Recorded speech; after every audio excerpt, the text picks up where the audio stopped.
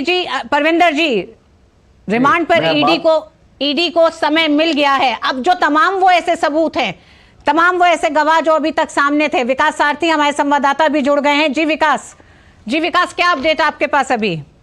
हाँ जी रितु, जैसा कि बहुत देर से इंतजार हो रहा था कि कितने दिन की रिमांड मिलेगी। ईडी ने 10 दिन की रिमांड मांगी थी, लेकिन आप कहते हैं 7 दिन की रिमांड दे दी गई है।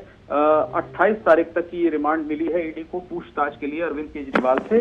और अगर हम ईडी की दलीलों की बात करें तो जो रिमांड एप्लीकेशन थी वो करीब 32 पेज की रिमांड एप्लीकेशन दाखिल की थी ईडी ने यहाँ पर राउज एवेन्यू कोर्ट में।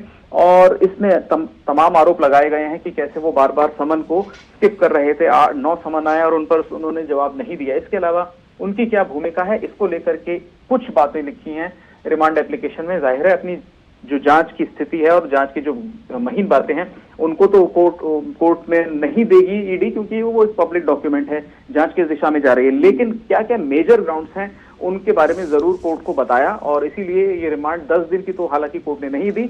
आने वाले दिनों में अगर जरूरत समझी जाएगी तो ईडी फिर ये कहेगी कि उसने पहले 10 दिन की रिमांड मांगी थी तो इस बार और रिमांड एक्सटेंड की जाए। फिलहाल अब 28 तारीख तक अरविंद केजरीवाल ईडी की हिरासत में रहेंगे और जो भी सवाल ईडी उनसे पूछ रही है कल से उनका जवाब उनको देना होगा। विकास, वो क्या मेजर दलीलें रही हैं जो ईडी ने अपनी रखी, जिसके लिए रिमांड की उन्होंने मांग की थी और 10 दिन की बजाय 7 दिन का रिमांड अरविंद केजरीवाल का ईडी को मिला है? ईडी की दलीलें जहां तक थी वो ये कि अरविंद केजरीवाल इस पार्टी के कन्वीनर हैं, सबसे महत्वपूर्ण आदमी हैं, जिस पार्टी को लगातार ये बात कही जा रही कि पार्टी को पैसा मिला है दक्षिण भारत की कुछ कंपनियों को फायदा पहुंचाने के लिए। आबकारी नीति में इस तरह के बदलाव कर दिए गए कि जो एग्जिस्टिंग उस समय के छोटे ट्रेडर्स थे वो बाहर हो गए और कुछ कंपनियां जिनके पास बहुत बड़ा जिनका वॉल्यूम था, बिजनेस था उनके पास, उनकी एक मोनोपोली बनाई गई दिल्ली में। और इससे जो उन कंपनियों को फायदा हुआ उस फायदे को रिश्वत के तौर पर आम आदमी पार्टी को भेजा गया, नगद के तौर पर इसको मनी लॉन्ड्रिंग के जरिए भेजा, ये ईडी का आरोप है। अमाउंट को लेकर के अब तक ईडी कहती है कि 100 करोड़ या उससे ज्यादा का हो सकता है, क्योंकि पूरा हवाला से ये ट्रांजैक्शन हुआ है, इसीलिए उसका ट्रेल लगातार ईडी कर रही है कि कौन कौन लोग उसमें शामिल थे। दूसरी बात, ईडी को कई लोग ऐसे मिले हैं जो अप्रूवर बन गए हैं, जिनके चलते अरविंद केजरीवाल और मनीष सिसोदिया की पहले मुश्किलें बढ़ी। जो लोग पहले आरोपी थे, खासतौर से व्यवसायी जो थे, उनमें से कई लोग अप्रूवर बने और उन्होंने पहले मनीष सिसोदिया के खिलाफ और अब जाहिर है कि अरविंद केजरीवाल के खिलाफ भी बयान दिए हैं। तो ये मुश्किलें अरविंद केजरीवाल के लिए इससे बढ़ी। सबसे बड़ा बदलाव हमने देखा जब के कविता को अरेस्ट कर लिया ईडी ने, उसके बाद शिकंजा अरविंद केजरीवाल के ऊपर कसा। और अब ये होगा कि आने वाले दिनों में आमना सामना कराया जाएगा आरोपियों का और डॉक्यूमेंट्स दिखाए जाएंगे कि ये इन डॉक्यूमेंट्स पर सीएम का क्या कहना है। जो दस्तावेज अभी ईडी की कस्टडी में है उस पूरे और आइए सीधे जी विकास आप हमारे साथ बने रहिएगा। आइए सीधे रुक करेंगे कुमार आलोक का, राउज एवेन्यू कोर्ट पर मौजूद हैं कुमार आलोक। 7 दिन की रिमांड मिल गई है अरविंद केजरीवाल की ईडी को, क्या अपडेट यहाँ से अब कहाँ लेके जाया जाएगा अरविंद केजरीवाल को? देखिए, ये बहुत ही ऐतिहासिक निर्णय है कोर्ट जो राउज एवेन्यू का जो कोर्ट है, और जिस तरीके से कल से यानी कि कल 7 बजे के बाद से आप 24 आवर्स सेवअप हो गया है और उसके बाद से जो घटनाक्रम हुआ है उसमें ये आशा जताई जा रही थी और हमने अपने लाइव शो में और हमने अपने लाइव चैट में बराबर पहले भी कहा था कि ये केस सिमिलर है। अगर केजरीवाल पे ये केस नाफिज किया गया है तो उसके पहले के जो के कविता पर जो केस है, संजय सिंह पर जो केस है और मनीष सिसोदिया पर जो केस है बिल्कुल मिलता जुलता था। और ऐसी प्रबल संभावना थी कि रिमांड पर लेगी इनको ईडी, और कोर्ट ने वही निर्णय सुनाया जो बाकी के जो आरोपी हैं उन पर कोर्ट ने सुनाया था। हमारे साथ धीरज हैं। धीरज, बताइए कि कैसे कैसे ईडी ने अपना पक्ष रखा, उसके बाद उनके वकीलों ने, अरविंद केजरीवाल के वकीलों ने रखा, उसके बाद फिर ईडी ने ये कहा कि जब उनका पक्ष हो जाए उसके बाद हमें भी अपना पक्ष रखने का दोबारा मौका दिया जाए, दोबारा उनको मौका दिया जाए। उसके बाद कोर्ट ने ऑर्डर लिया और कम से कम 2.5 घंटे लगे फैसला लेने में। आप बताएं प्रोसेस कैसे कैसे हुआ? देखिए, बिल्कुल आपने सही कहा। सबसे पहले हम जो अभी का जो फैसला आया है, इस फैसले को कल की कड़ी से हम जोड़ने की कोशिश करते हैं। कल जबकि 2:30 बजे अरविंद केजरीवाल के ऊपर हाई कोर्ट का फैसला आया तो उस फैसले में यह आया कि आपको ईडी के सामने आपको पहुंचना है, ईडी को आपको जवाब देना है। उसी समय लगभग ये तय हो गया था कि कहीं न कहीं गिरफ्तारी की तलवार अरविंद केजरीवाल पर लटक सकती है, क्योंकि जबकि हाईकोर्ट ने यह फैसला सुनाया, हाईकोर्ट के फैसले के बाद ईडी ने कुछ जो कोर्ट में ने कुछ डॉक्यूमेंट पेश किए हैं, और उस डॉक्यूमेंट से ऐसा लग रहा था कि कुछ ऐसे साक्ष्य ईडी ने पेश किए हैं जिसके आधार पर कहीं न कहीं जो कुछ साक्ष्य पेश हुए हैं उसके आधार पर गिरफ्तारी की तलवार लटक सकती है। और भले ये 24 घंटे का समय बीता है, जबकि कल शाम हम लोग सभी जानते हैं कि 7 बजे शाम को अरविंद केजरीवाल के घर ईडी पहुंची और 9 बजे उनको गिरफ्तार करके ले गई। देखिए, उसी कड़ी के आधार पर आज कोर्ट में पेशी हुई अरविंद केजरीवाल की, और लगभग 2 बजे के आसपास पेशी हुई।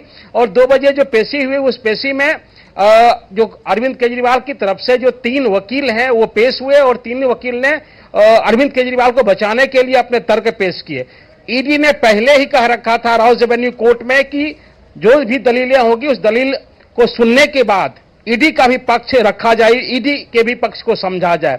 और बाद में जबकि दोनों पक्षों की सुनवाई होती है, एक तरफ अरविंद केजरीवाल के पक्ष के वकील और दूसरी तरफ ईडी पक्ष के वकील, और दोनों पक्षों, ईडी के पक्ष से सॉलिसिटर जनरल, तो दोनों पक्ष से जबकि वार्ता होती है, उस वार्ता के बाद आखिर में ईडी जो सबूत पेश करती है, उस सबूत के आधार पर ये तय हो गया कि जरूर कहीं न कहीं अरविंद केजरीवाल की रिमांड मिल सकती है। हालांकि ईडी राउज एवेन्यू कोर्ट से इस समय अरविंद केजरीवाल को लेके जाया जा रहा है सीधे ईडी के दफ्तर। आलोक हमारे साथ बने हुए हैं। आलोक, यहां से अरविंद केजरीवाल को ईडी के दफ्तर लेके जाया जाएगा, उसके बाद 28 तारीख तक रिमांड पर वो रहेंगे। तो आगे क्या ये जो तमाम अप्रूवर जो हुए हैं, जिसमें दिनेश अरोड़ा है, जिसमें समीर महेंद्रू हैं, इन सब से भी 1 to 1 एक तरह से सामने लाकर जो उन लोगों ने तमाम गवाही दी है उसको एक तरह से पुष्ट किया जाएगा अरविंद केजरीवाल के साथ? बिल्कुल, अरविंद केजरीवाल से तो पूछताछ किया जाएगा, पूछताछ पहले भी किया गया है इन 24 घंटों के अंदर, और अब जो अरविंद केजरीवाल से पूछताछ होगा, और जितने भी और गिरफ्तार हुए हैं इस केस में, मनीष सिसोदिया हो, चाहे संजय सिंह हो, चाहे और भी नायर हो, तो इनको सामने बिठा करके, यानी राउंड टेबल कॉन्फ्रेंस कहते हैं जिसको, गोलमेज सम्मेलन, तो गोलमेज सम्मेलन होगा और एक दूसरे से पूछा जाएगा, एक दूसरे से इंटरोगेट करेगी ईडी। सबसे पहले ये इस घटना के बाद रितु जी, सबसे ज्यादा इंपॉर्टेंट चीज ये हो गया है कि अब जो आतिशी ने कहा था कि जेल से सरकार चलाएंगे केजरीवाल, तो अब आप आम आदमी पार्टी के नेता अपने बयानों से पलटने लगे हैं, क्योंकि ऐसा नहीं कहा था, बात को बतंगड़ बनाया जा रहा है। तो ये संकेत भी लग रहे हैं कि अरविंद केजरीवाल को इस्तीफा देना होगा मुख्यमंत्री पद से। और अब आम आदमी पार्टी के अंदर ये चर्चा शुरू, और सूत्रों की माने तब कि अब वो प्लेटफॉर्म तैयार करने की कोशिश हो रही है जिससे आम आदमी की पार्टी के ऊपर जो संकट आया है उससे फिलहाल आप क्या समझते हैं कि केजरीवाल अब इस्तीफा दे सकते हैं? आलोक, आपने सही कहा, एक तरीके की जो तस्वीर बनी है, पहले रुक करेंगे मुकेश का, क्योंकि मुकेश इस समय ईडी दफ्तर पर हैं, हमारे साथ उर्मिलेश भी जुड़ रहे हैं। उर्मिलेश इस समय अरविंद केजरीवाल के दफ्तर पे हैं। सबसे पहले मुकेश के पास जाना चाहेंगे। मुकेश, अब से और थोड़ी देर में ईडी दफ्तर पहुंच रहे हैं अरविंद केजरीवाल। 7 दिन की रिमांड मिल गई है, ईडी जो चाहती थी उसे हासिल हुआ है। तमाम वो गवाह हैं जिनको लेकर अब तक जो चीजें सामने आई हैं, लगातार 15 गिरफ्तारियां हो चुकी हैं, इसमें 700 से ज्यादा सम्मन दिए जा चुके हैं, तो कई ऐसे सबूत ईडी के सामने हैं। अब ईडी ने मास्टरमाइंड कहा है अरविंद केजरीवाल को इस पूरे शराब घोटाले में। ऐसे में क्या आपको लगता है ईडी के लिए बड़ी उपलब्धि, ये 7 दिन बेहद महत्वपूर्ण रहेंगे?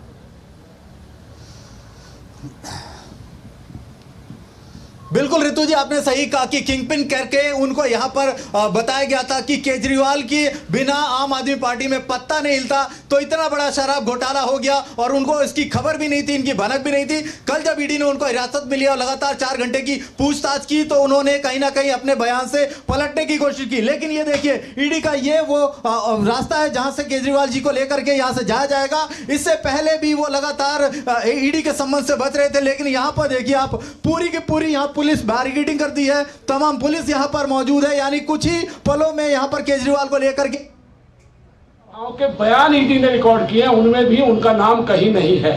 ऐसे में उनकी कस्टोडियल इंटरोगेशन बनती नहीं है और हमने उसको अपोज किया था। पर अब 6 दिन का चूंकि रिमांड हो गया है, जज साहब ने कर दिया है, इसलिए अब वो 28 तारीख को यहाँ पेश होंगे।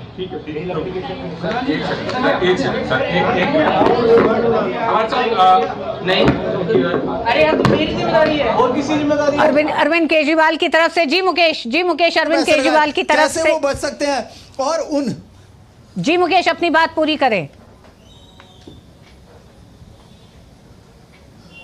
जी बिल्कुल, वो कैसे बच सकते हैं? वो 11 जो बड़े सवाल हैं उनके जवाबों से वो कैसे पूछ सकते हैं? और साथ ही साथ इसकी ऑडियो और वीडियो रिकॉर्डिंग की जाएगी, जो भी सवाल जवाब होंगे। साथ ही साथ संजय सिंह और सत्येंद्र जैन और जो भी लीडर हैं, के कविता मुख्य जो इसमें उनके सहयोगी हैं, विजय नायर, जिन्होंने पूरे के पूरे इस ग्रुप को मिलाया, एक साथ इनकी मीटिंग कराई, वीडियो कॉन्फ्रेंसिंग के जरिए इनकी मुलाकात कराई। केजरीवाल कई बार सबूत मिटाते हुए भी यहाँ वो पूछ सकते हैं कि आपने जो एविडेंस थे उनको क्यों मिटाया? SMS है, चैट है उनके पास, उसके बिना पर वो सवाल करेंगे कि उस दिन जब उनको वीडियो कॉल पे चैट के मद्देनजर जोड़ा गया था, जब ये लोग बैठे थे साउथ में और ये पूरा का पूरा माजरा रचा जा रहा था, तो केजरीवाल क्यों शामिल थे? अगर उन्हें पता नहीं था तो मनोज सिसोदिया के कंटेक्स्ट में क्यों थे?